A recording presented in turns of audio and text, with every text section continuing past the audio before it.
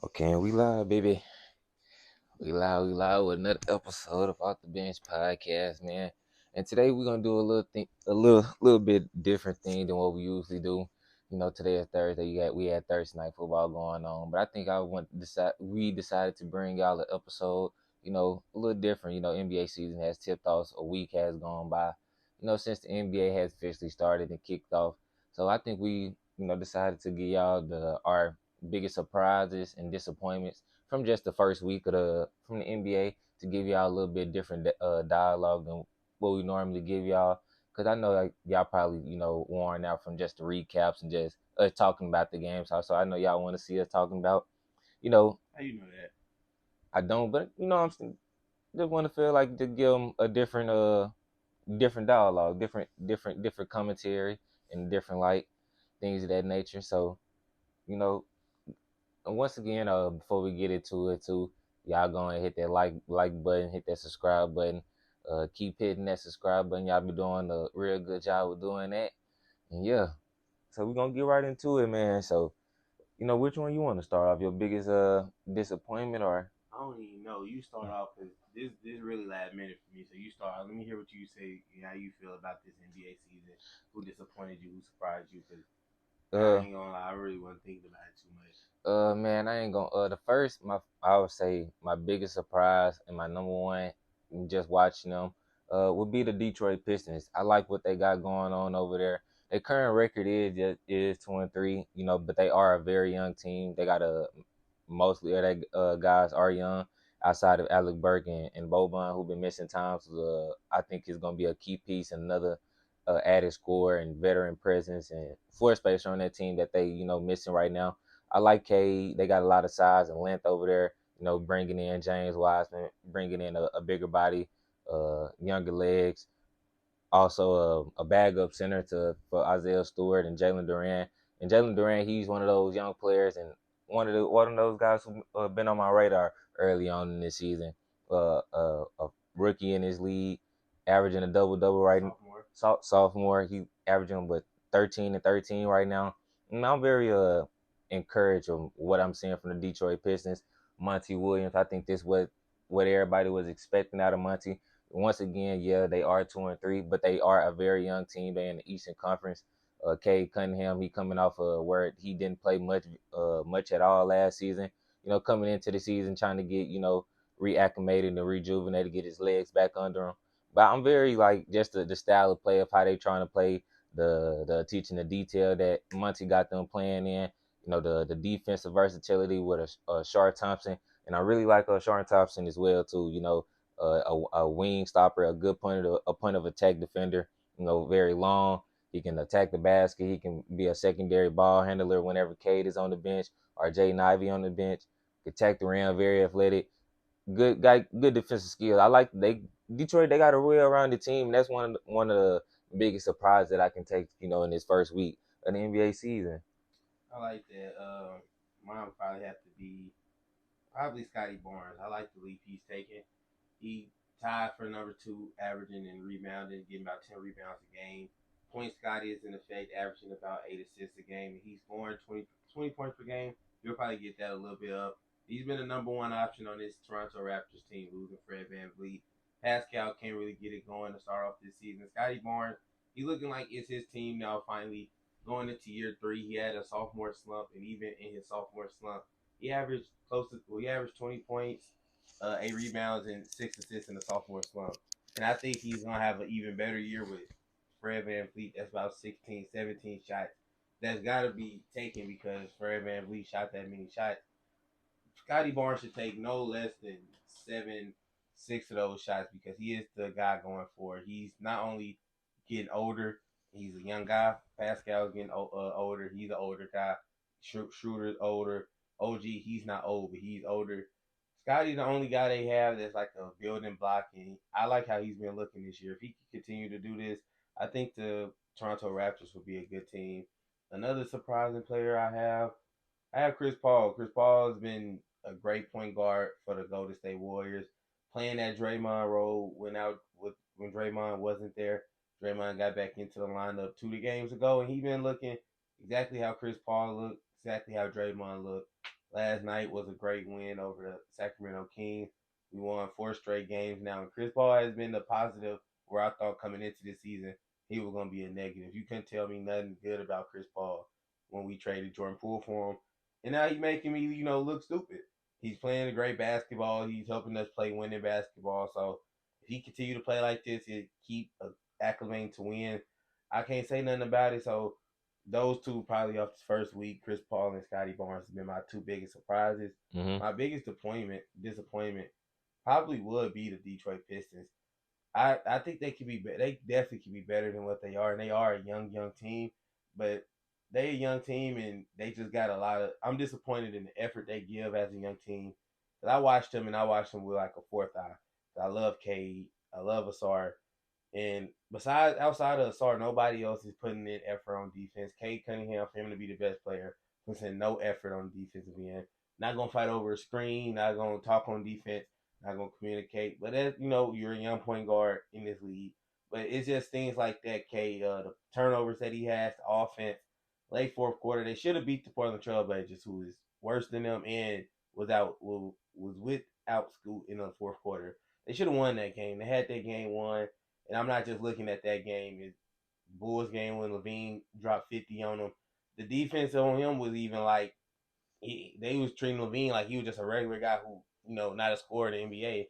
And it's just little things like that. I understand they are young, growing pains, but I want to see a Jay Navi. He coming off the bench. Killian Hayes is not supposed to be starting over you. You was the fourth overall draft pick, bro. Like you supposed to be the guy that's starting next along with Cade and Asar. Asar's a rookie playing out of his mind, doing he's probably the brightest spot. Him, Jalen Duren, and Cade, they got bright spots. I wouldn't say surprising. Jalen Duren was kind of surprising. I knew that one gonna keep up that double double he was doing. But Asar Thompson, I won't say surprising because he's just a stashy stuffer gonna play so hard, and that's why I love him. Cade Cunningham, if he could just is Cade, is Beef Stew, Sasser, Killian. Killian, he tries a little bit on defense. I can't give him that. Jay Navi, just try a little bit more. Mm-hmm. And try a little bit more, and I guarantee you the Detroit Pistons will win a little bit more game. De'Aaron is a great center. He's young. He's gonna get bullied a little bit by the elite centers. He can hold his own against 90% of the centers.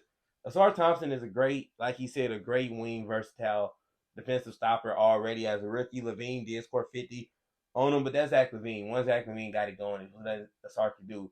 That's what those easy buckets do for players like that, though.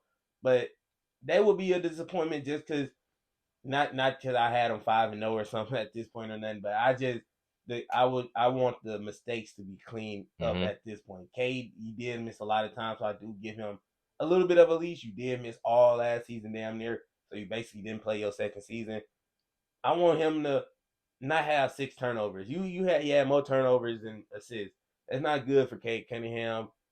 And I think the team all around. I mean, Jay Navi has literally been a no show. Mm-hmm. I feel like Killian Hayes has been a no show, and he's still been playing better than Jay Navi. But they got bright spots, so I'm not gonna harp on it. They young, new team, but out of the young team, this was the team where I thought would take that next level jump. That's why I'm disappointed in them. I feel you on that. I like what you said when you were like one of your biggest surprises was Scotty Barnes, and because I kind of was going to be one of my teams that I was going to say, but I kind of pulled back on it. But I do like the way the Raptors are playing, or how they playing. They playing selfless basketball, unselfish basketball over there, and I just think the Raptors organization just went in on the whole putting let Scotty Barnes run point guard, even though they did bring Dennis Schroeder in to take some of that load off of him. But for the main part, Scotty Barnes has been that guy for them this season. Being that he can be a good two-way defender. He to me he a more confident Ben Simmons in a way.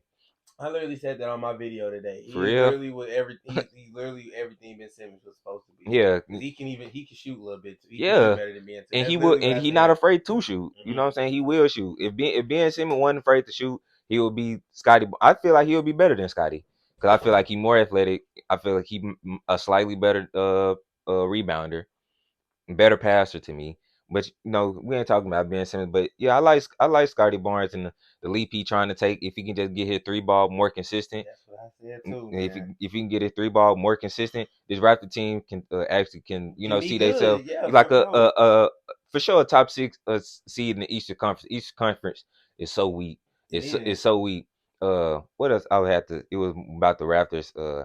I seen they win that they had over the Bucks, which was very encouraging. They got a lot of guys over there that can defend. They got a They lot of do. bodies. So I Which, def keep on my I, fault. I, de- I definitely like what you said with the Scotty because I was gonna say the Raptors as well because I do like what they trying to do over there, the identity that they brought because all the guys they got over there, it's not household names, but they gonna the identity they gonna play hard, and they playing together. It's not really like Fred VanVleet trying to go out there and get his, Pascal out there trying to get his. Then you just got Scotty just wandering off. They playing as a unit, playing as a team, and I kind of like you know the first week of how Scotty is playing and how they got a couple big wins under their belt. I love it. I think they playing Philly right now. I think They lost, they yeah. lost, but they were down He 20 had to a end good up again. Scotty had another good game another. though. He's my savior betting wise. This man is having good games. It's crazy, man. I mean, he's gonna average a double double, and it's 20. He easy 20 and 10, Yeah. and that's the perfect comp. I literally said today I was making that video. Scotty Barnes and Ben. He's literally everything Ben Simmons was hyped up to be, which he was, minus the jump shot. Hmm. That's what Scotty is, and like you say, he'll shoot the mug. Yeah, it's facts. But the pushback that I got on your disappointment is with the Detroit Pistons. Like once again, like with the turnovers, I do equate that to Cade. Have him having that damn near the whole season out.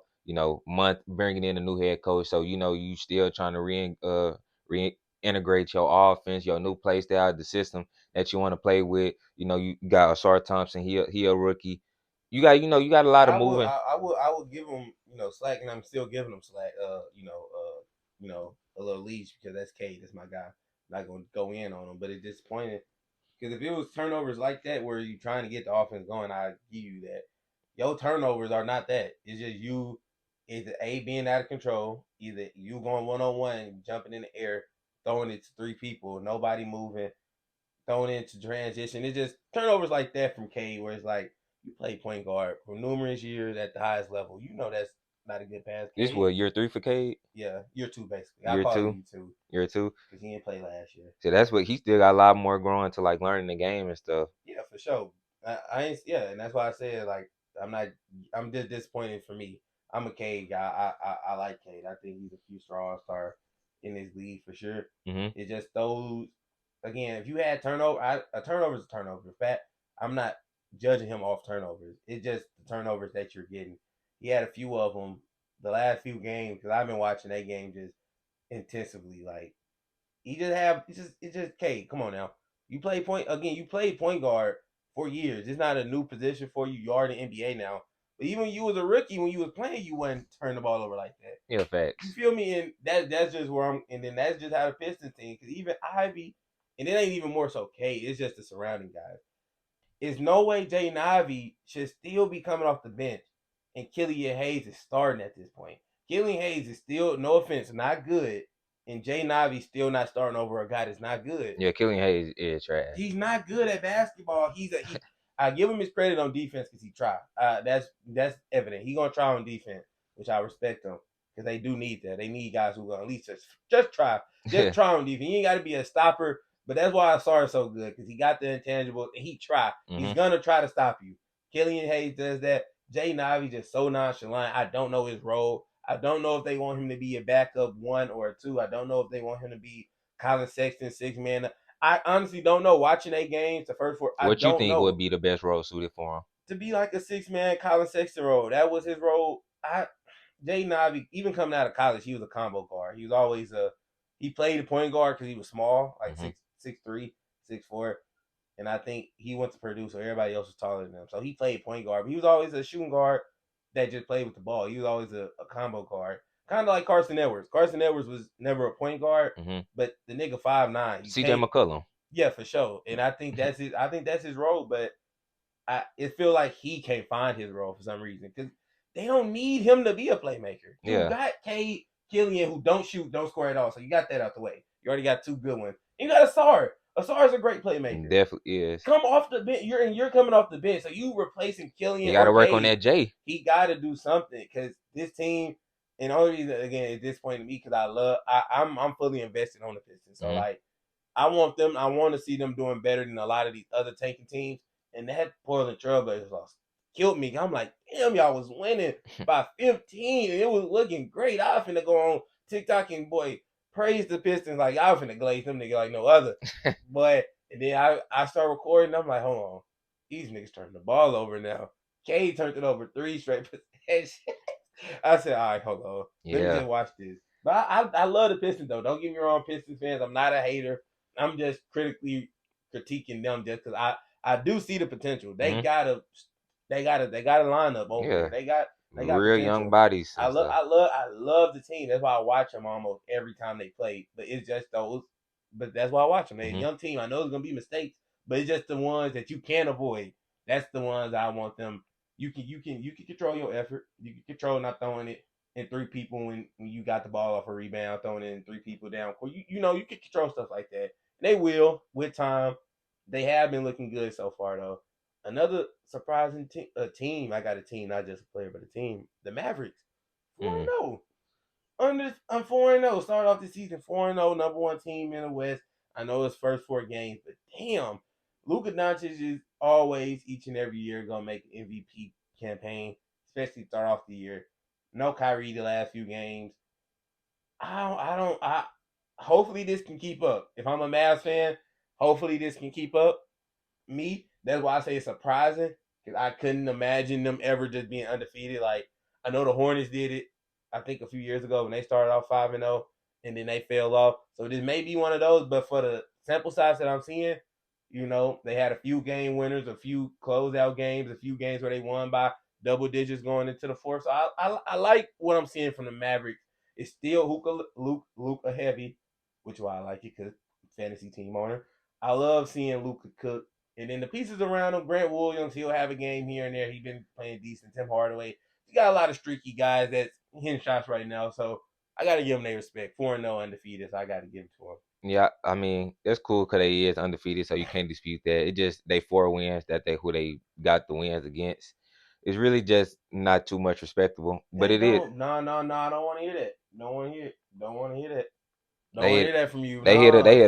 hit a bank shot game winner against the Brooklyn Nets. They beat the Brooklyn Nets. Mm-hmm. They beat the Bulls. What's wrong? Hey, the Brooklyn Nets is a great win. That's a great team. That's a great team to go against. You know that. Great defense. They're not gonna score that many points, but the defense is always gonna be there. So I mean, it's gonna be an 80s type game. I guess so. The Bulls, they about the same level of team. The Bulls, the Spurs, They beat y'all. who They hey. and the Spurs. I'm just saying. They just playing who in front of them. They undefeated. They 4-0. They just And again, which I said is I just don't respect it, but it's you know what I'm saying, can't deny it though. It's crazy good, but you respecting the Dolphins though. That's why I'm saying it's crazy. Because it was more so the performance. But they ain't got Kyrie. They had Kyrie against Brooklyn. They had Kyrie the first 2 games. It's just the last 2 games they haven't had Kyrie, and that's the price of having Kyrie though. So we knew that coming in that he wasn't gonna play all games. Oh yeah, we knew that. But that was also more surprising though. But another one of my surprises for the season would have to be Brandon. Well, I wouldn't say a surprise, but Braylon Miller. For the Charlotte Hornets, guard of the Charlotte Hornets. He been putting on the show, these the first week of the season. I like what he's been contributing off the bench for the Charlotte Hornets. He had like a 20 plus game, and he had like two 20 plus games, I think, so far this season, coming off the bench, giving them a spark plug that they needed, really keeping them in games that they shouldn't be in, are in, like helping them. I think with they 2-3 as well, and he was mainly like the sole reason how they won those 2 games. Being that spark plug, kind of like a Jordan Clarkson, somebody who can just heat up a microwave type player who can come in and bring a different dynamic and a different scoring punch on the offensive side of the ball for the Charlotte Hornets for this young team. And coming in, the summer league that he had, and why I say like I'm encouraging what I'm seeing because a lot of people kind of wrote him off and do all these things. They still talking about Victor, they talking about Scoot, but the player that had a lot of praise coming into the draft and when he got drafted all the way up into the summer league who haven't been harping that same praise is Braylon Miller, but he definitely got Brandon. yeah. I'm calling him Braylon Yeah, Miller, you disrespectful. Brandon Miller. He definitely got the game, and he been proving a lot of people wrong silently though, because it's just the team that he on, not much media attention to it. He of course he not the win beyond, but not the 7-4. The school because he had the Dame all that. So all that controversy, he just over there in Charlotte, just putting his hard caps on and going to work. He been performing well as too. So I think that's that got to be one of my ones because I respect what he doing. Especially with all the all the noise he had to receive coming into the season after the summer league he had. You saying a lot of surprises. Who's some disappointments you got? I was gonna get to that at the end, but my At the end, how many surprises you got? I mean I was going, you know what I'm Since saying, like, just I ain't got no more surprises. That's what I'm asking. well Just, hey, I my said my four: Scotty, Chris, Luca, them in the Mavs. So I yeah, was trying to stretch him out. That's why I was, but my disappointment would have to be the Miami Heat, mm, the worst team in the Eastern Conference right now. You know what I'm saying? I don't think they winless. Do they got to win today, Bill? I don't think so. It just how they coming out. They just came off a finals run, knowing that they had good talks of them supposedly getting Dame, didn't get Dame, so that kind of deterred they free agency a little bit in terms of signing, being aggressive, being buyers in free agency. They lost Max Strus, a key player. Gabe Vincent was probably their best player in that final series. Throughout the playoffs, one of their better players. Losing two key guys like that. Caleb Martin been hurt. You got Jimmy in and out the lineup, just picking and choosing when he gonna play. That's just one of my I didn't expect that. I'm thinking they're gonna come out with a different level of fire, intensity, urgency, knowing that we lost these guys. We just missed out on Dame. Time to show people, and we came here to not to show people that last year was a fluke, because they did was in the play in last year. Do you think they will be able to repeat what they did last year to get back in the finals? I don't think so. So I thought this would be a grand opportunity just to, at least try to come out at least 2-2 or something. Winless is Now they unacceptable. gotta win. 1-3, 1-4 is That's all. unacceptable. Yeah, my disappointing team is on that level too. The Memphis Grizzlies.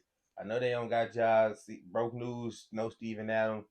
Damn, bro, y'all lost to the Utah Jazz, who was a tanking team last season, second half after trading every guard they got. You lost to the Wizards, who got Jordan Poole and Cal Kuzma. Neither of them had a good game. I don't even Cal Kuzma played. Neither of them had a good game. Jordan Poole, he almost got into it with Denny Abdia that game. That was that game. And now y'all lost to the Wizards, bro. I understand I know they don't have Ja or they start center. The Wizards. You have the Wizards. I give you the Nuggets loss. You lost to the Nuggets. I give you that one. That was a good game though. They fought harder in that game than the Jazz in the fucking Wizards game. They fought harder against the Pelicans and the Nuggets, and I seen them fight against the Wizards, the Jazz, and the Mavericks. They just fucking laid down at them teams for some, which is backwards. Which is bad. They just laid down against the Utah Jazz. That was about 30 points. Jaren Jackson, Ja out. That's about 20 shots bare minimum that somebody got to share. That people got to Make get. up for. Yeah, that's 20, and I'm being generous too. Josh shoots a decent amount of time that he should. That's at least 20 shots. Jaren Jackson ain't really making no dent in the productivity. Really not doing nothing. Desmond Bain is trying. I like what him and Marcus Smart is doing. Actually, it's really just them two keeping them afloat. Offense. Zaire Williams. He been having Derrick games. Rose been doing something. Respect him. He Respect him, bro. He was the main catalyst. They didn't win against the Nuggets, but he he was. didn't. But he was the one doing the current time bucket, giving him isolations. Yeah, and that's yeah. That's the problem though. But That's no what disrespect to D Rose. disappointing because shit, bro. He's averaging 8 points and 2 assists, and that's one of y'all highlight guys right now. And that's not even like that's just the truth. Jaren Jackson, you're averaging literally only double more than Derrick Rose. He don't even start. He's an old man at this point. And somebody had the audacity to say he's better than AD. And I want to get to that too because Anthony Davis, he's playing way better these last 4 games. That's how AD should be playing every game. Mm-hmm. And if he doesn't, AD, an off night for AD should look like Jaren Jackson. Jaren Jackson, yeah, a fucking Jaren Jackson regular day walking.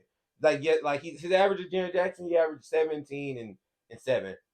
That's that's what AD did on his bad night. Yeah. That's when he did against Jokic. That's literally what he had, 17 and 7.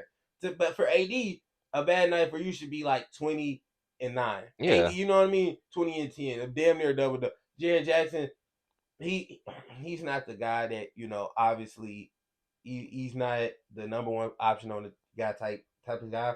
He's more so of a Rudy Gobert type of nigga. He's gonna always need a Donovan Mitchell, an offensive guy to like get them into it. Mm-hmm. Which Ja is that. Desmond Bane is an amazing counterpiece to that. He's showing that he can pick up the slack that Ja is not here. I can pick up a lot of this load. I can He just need more help. I need more help. Marcus Smart is playing amazing basketball, scoring the ball. He's also being a facilitator on this team. But yeah, if Jaren Jackson is gonna average a point more, or I think he even averaging less points than Marcus Smart, that's a bad sign. Marcus Smart is the point guard who he knows his role because he is like he try to play make. I be watching him. Jaren Jackson just gotta be better, and his team as a general just got to be better. Yeah. And I know they don't have a job, but 0-5, you digging yourself in a mean hole. That if he come back and y'all and they 10-15, or no, not even that, but like 5-20, because what they 0-5 right now. So if they win one every 6 games, yeah, like 5-20, that's a big ass hole to come back from. Yeah. They the worst team in the NBA right now. Yeah. But my second disappointment would have to be the Los Angeles Lakers, and I know they record, they might be 3-2, but a lot of coming into the season and how a lot of people view them, we got to put them on that pedestal and view them, as championship above championship aspirations, and looking could they get to that next level, and a lot of people they looked at the free agent accusations that they made in the summer and act like they just got expeditionally better. And what I see, what the signs that I'm seeing for the Lakers, is the same old signs that have been occurring since LeBron got there. They heavy relying on LeBron to take them home. In every game this season, it seemed like it's been a playoff game for them. Like, goddamn, like when is they going? We thinking this year we can be able to take out. We keep saying this gonna be the year that LeBron take the load off LeBron, let him play like 30 to 33 minutes max. 80, we finna have 80. We're gonna ride 80, pause. Ride him home. We got better guys on the outside. We got different role players. We deeper to be able to do these different things. And you come out the first week, I'm just not encouraged by the play. The defense on the perimeter is horrific, horrendous. Like you kind of said with the Detroit Pistons, how nobody out there trying. Mm-hmm. Nobody on the Lakers is trying, except for AD. And AD can clean up a lot of mistakes because he is, one of the premier shot blockers in our generation. So that's what makes the Lakers, defense so dynamic. But on the perimeter, those guys they getting really but that's what also put a lot of pressure on AD with putting him in foul trouble and things like that, tire him out, and don't have enough legs to be able to play on offense and defense at the highest level. Like the accusations that they got, the Christian Woods, Christian Woods, he played decent last night against the Clippers. The Gabe Vincents and uh the Cam Registers, the pieces that's supposed to help them get over the hump. Really, Delver Ham haven't been able to utilize them to their full potential, and that's another thing that I've really been disappointed by. Darvin Ham, we getting another full season with this with a team with a roster, with LeBron, AD, they healthy. We coming in, you got all this experience. We just went to the Western Conference Finals. No bumps in the roads now, where we can just start clean slate from 1-82. You know, the adjustments and the coaching just I don't really see it from Darvin Ham for real, for real. I'm not saying he a bad coach or anything, but I just don't think he one of the upper echelons. I think he, a very average, coach. Not really good with too many in-game adjustments on the fly. And that's really, one of my disappointments from the Lakers. I'm thinking they finna come out here swinging, coming out putting the hurting on teams. LeBron be able to, take a step back, rest, and do all those things. That's what I was expecting from the Lakers, and that's why they got to be one of my disappointments. They more so been more surprising to me because no, all the guys they picked up ain't really did shit. And Shit. let me finish. And they still looking good. They beat they played the Nuggets, lost by 12. They beat the Suns. I know they was the underman. They beat the Clippers last night, which was an amazing win. They lost to the Kings, who was a playoff team, by 5 points in overtime, and they beat the Mavericks by 3. They playing a decently schedule so far, so we seeing the Lakers against against competition. We not seeing them against like the Mavericks.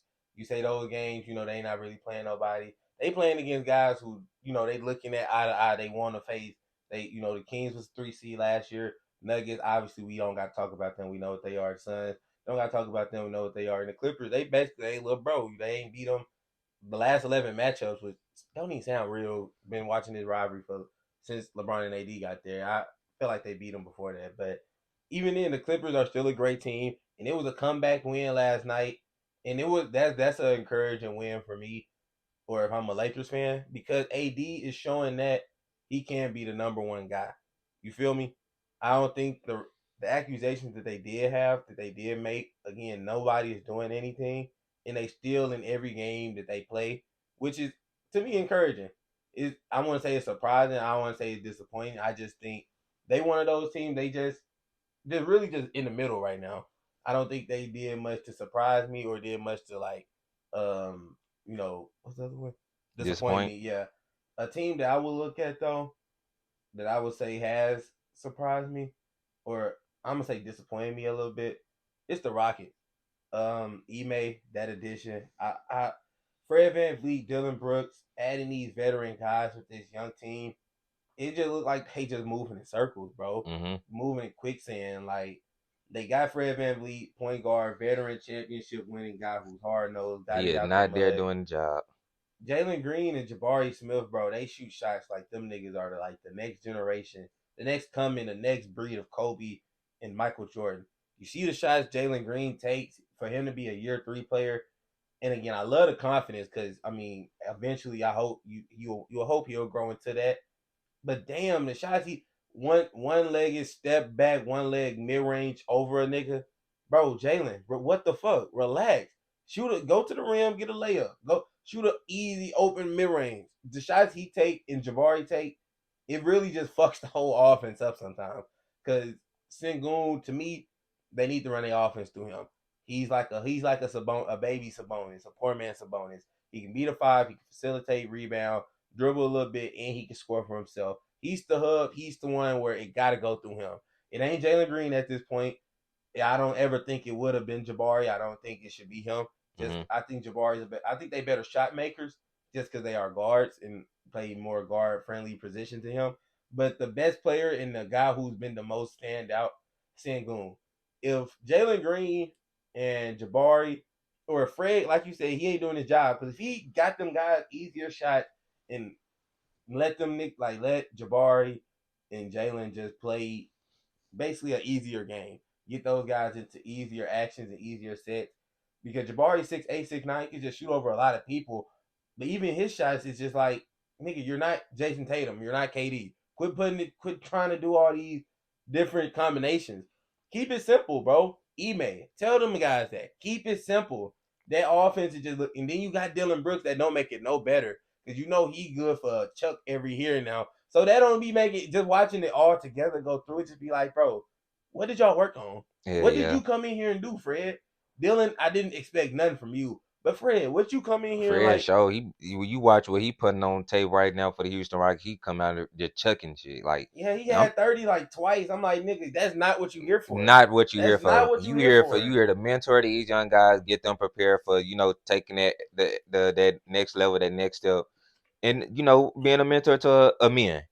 You supposed to be averaging 10 assists, 9 assists, shit like that. You won't. I'm looking up this nigga shooting off the screen, pull up three, shit we was seeing with the Raptors. Like, Man, this nigga had 30 points in the third. I'm like, where is the rest of the players? Where are the yeah, young guys you drafted? Why are you coming on this team doing that? Granted, he did have 8 assists that game, but still, if you got 30, that means you could have had like 14 assists. yeah, Fuck you scoring so much for? Relax. Give Jalen Green some easier shots. That's why he shot. That's why, bro, it's just be so annoying. Jalen Green, he is like that. He will grow into a great player, but he only shooting those shots because he's not getting the easy ones. mm-hmm. So he feel like how Klay Thompson did. Like, when I get it, I'm shooting this bitch because I'm not getting the shots that I think I should be getting. Which, again, he's young. hopefully Ime can work on him with that because he is young now, so it's not gonna hurt him too much now. Which is the same thing I was saying about K. It's not gonna hurt him now, but I think they can be future All-Stars, and I like the confidence that they got. But they need to get them guys some eats, please, bro, because it's a terrible watch sometimes. It'd be terrible. 5 possessions straight threes. Sengun don't even touch the ball. They don't even think about passing it to him. He got a mismatch 4 times out of 5. Not gonna think about passing to him. All right, so I'm gonna shoot this step back 3. We got a mismatch. Inside. He gonna get the rebound. No rebound. In transition, 2 points. Get the ball back. Fred VanVleet. Shit, I should get a ball to Jabbar. He ain't touched in a few. Shit, I'm gonna chuck this shit right here though. Because that's not winning ball, bro. Ime, get these niggas in line, fam. Get these niggas in line. And what Amin been doing, like? And he was gonna be my disappointment. He did get hurt. He was gonna be my disappointment because I was higher on Amin than I was Asar. It ain't shit Asar should be doing and you shouldn't be doing. Not that y'all twins. And Asar doing like hooping. He's playing how he always played, stat sheet stuffing. I be looking at Amin and I'm like, what the fuck are you doing? He'll play 7 minutes, and then when he do play, it don't like the assists don't be there, the rebounds. The points they don't have to be there. Like you're not a scorer, but you're a stat sheet stuffer. At least like Asar, he's getting 10 boards a game. Do something. Do something to be and impactful. Defending. Yeah, and the best player. And then getting 6 boards as a rookie. And he's not even the best player on the team. I mean, he don't get the opportunity because minutes are fluctuated. But even when he do play, I was like, bro, I mean, what are you doing? Yeah. What are you doing, bro? Because coming in, a lot of people had him as the better twin. Yeah, but so far, sure. Asar, yeah. And he ain't even showed his full bag yet. Yeah, but he's still averaging first week. Granted, this is small sample size, just the first week. But this is what this pie episode is about. Us overreacting to just the first week, our biggest disappointments. Our biggest a short double damn near. Eight and a half points, 10 rebounds. 10 and 4. 10, yeah, I could take that as a rookie. Amazing, bro, amazing. And night in, night out. Once he guarded Luka. No, did they play Luka? No, he guarded Jimmy. He guarded LaMelo. He guarded Zach LaVine when he had 50. He guarded Shea. He guarded. You know what I'm saying? He guarded those guys on night in, night out. Yeah, and he's doing a good job. He may get scored on a lot just because he is a rookie and he playing in a veteran. Like Zach LaVine 50, it was just more so Zach, just knowing the game more than knowing his spots, picking him apart, doing things that Asar wouldn't know as a rookie. Doing, just things like that. But it's nothing he doing that you shouldn't. Because again, you were the better one coming out. It was more, what's the word? It was more like hype around Amin than Asar. Both hype around both, but obviously Amin went 4 for a reason. 5 was Asar. They both are elite, which again is nothing nothing.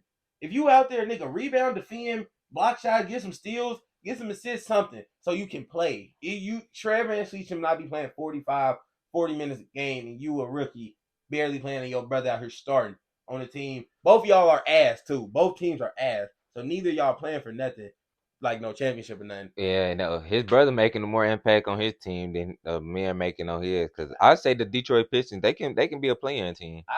I said this on my TikTok when he was drafted. I said that he will be the most impactful rookie outside of Vic in Chet, because them 7 you get a 7-footer, of course they gonna be impactful. But like guard wise, Scoot, he's been disappointing to me too. Definitely, I wouldn't say. Well, yeah, disappointment. He had been disappointment. Cause I seen somewhere on TikTok they was like showing all his little mistakes and that's where it comes like learning, understanding the game. That's why I was when we had like that vet convo. Not to bring that back up, but like you could tell he's a rookie and like haven't been on this stage, and he just not comfortable right now.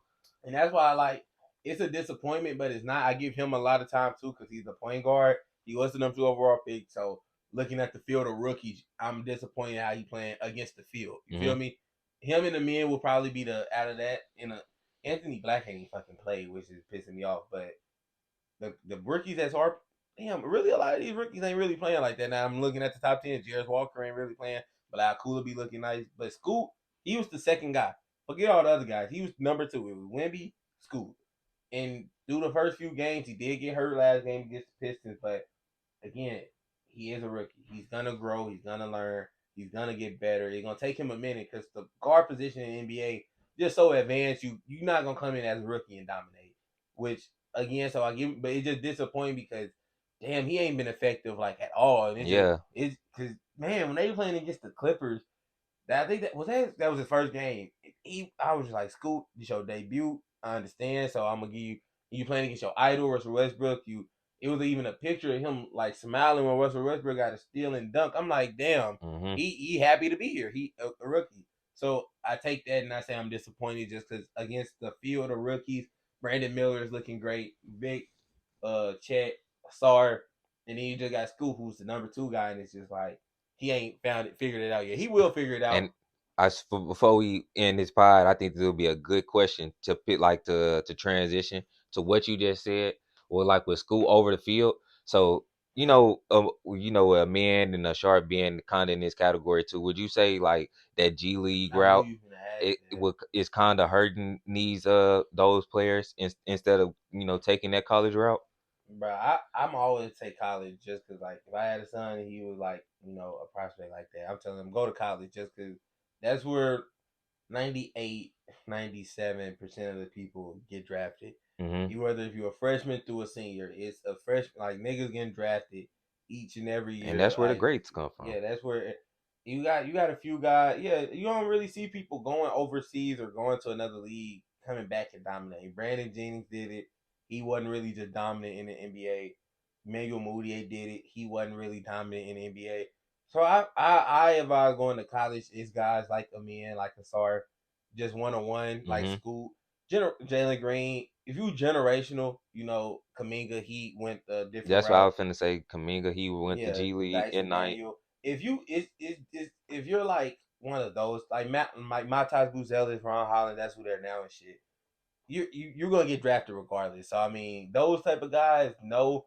But for the development of other, like, if you're not, just say if you're not a man and not a SAR school, then yeah, I think it hurt.